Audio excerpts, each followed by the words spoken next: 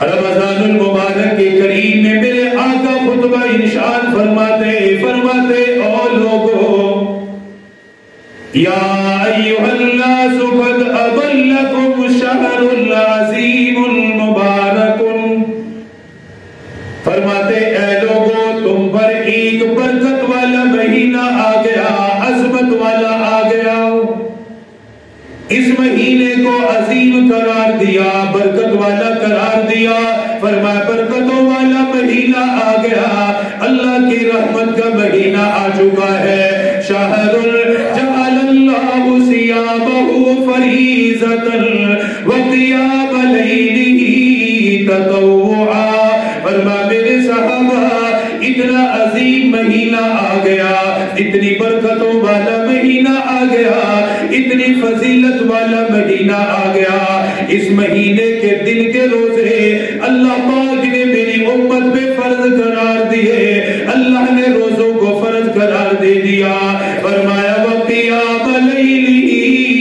تطوعا، دن میں روزہ اللہ نے فرض قرار دیا، رات کی تراویح ہے، تراویح میں اللہ کا قرآن پڑھا جائے گا، قرآن پڑھنے والا قرآن کی تلاوت کرے گا، اس قرآن کی تلاوت ہوگی جس کو نازل بھی اللہ نے رمضان المبارک میں کیا، اس قرآن کی تلاوت کی جائے گی، اس قرآن کو مکمل کیا جائے گا، تراویحوں میں وہ قرآن سنایا جائے گا جس قرآن کو نازل بھی لیلۃ القدر میں کیا، اتنا اعلیٰ مہینے میں کیا، اتنی عظیم رات کے اندر اللہ نے قرآن کو نازل فرمایا، اس لیے آپ نے روزے کا ذکر بھی فرمایا، آپ نے تراویح کا ذکر بھی کیا، نوافل کا ذکر بھی کیا، فرمایا دن کو روزہ رکھنا، رات کو نوافل ادا کرنا، اللہ کے لیے، اللہ کی رضا کے لیے، رات کو قیام کرنا، اللہ کو راضی کرنے کے لیے، رات کو رکوع کرنا،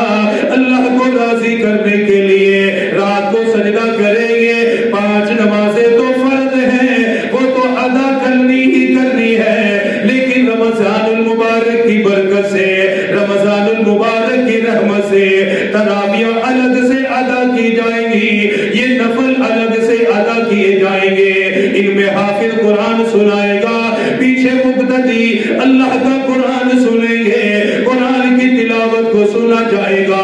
اور جس جگہ پر قرآن پڑھا جائے اللہ کے پاک پیغمبر نے فرمایا وہ جگہ آسمان والوں کے لیے اس طرح چمکنے لگتی ہے، وہ جگہ اتنی منور ہو جاتی ہے جیسے زمین والوں کے لیے 14ویں رات کا چاند چمکتا ہے، آسمان والوں کے لیے وہ جگہ چمک رہی ہوتی ہے، اللہ کی طرف سے رحمتوں کا نزول ہوتا ہے، اللہ کی طرف سے سکینہ نازل ہوتی ہے، قرآن کی برکت سے آسمان کے فرشتے قرآن پڑھنے والوں کو گھیر لیتے ہیں، قرآن کی تلاوت کرنے والوں کو گھیر لیتے ہیں، کیونکہ قرآن اللہ کا عظیم کلام ہے، اس لیے میرے آقا نے فرمایا میرے صحابہ دل کا روزہ رکھنا، رات کی تراویح پڑھنا، پھر اگلی بات ارشاد فرمائی شہر جعل اللہ صیامہ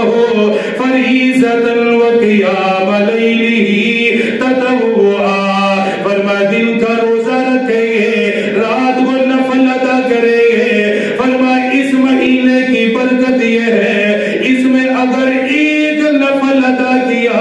نفل ادا کرنے والا اسے فرض کے برابر اجر دیا جائے گا،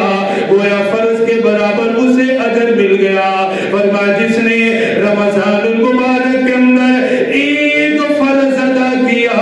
اللہ 70 فرضوں کا اجر عطا کرے گا، اتنا اعلیٰ مہینہ ہے کہ جس میں اگر نفل ادا کرو گے تو ثواب کس کا ملے گا؟ غیر رمضان کے فرض کے برابر، اور اس مہینے میں جو فرض ادا کرو گے غیر رمضان کے 70 فرضوں کے برابر اللہ اجر عطا کرے گا، یہ ترغیب دی ہے۔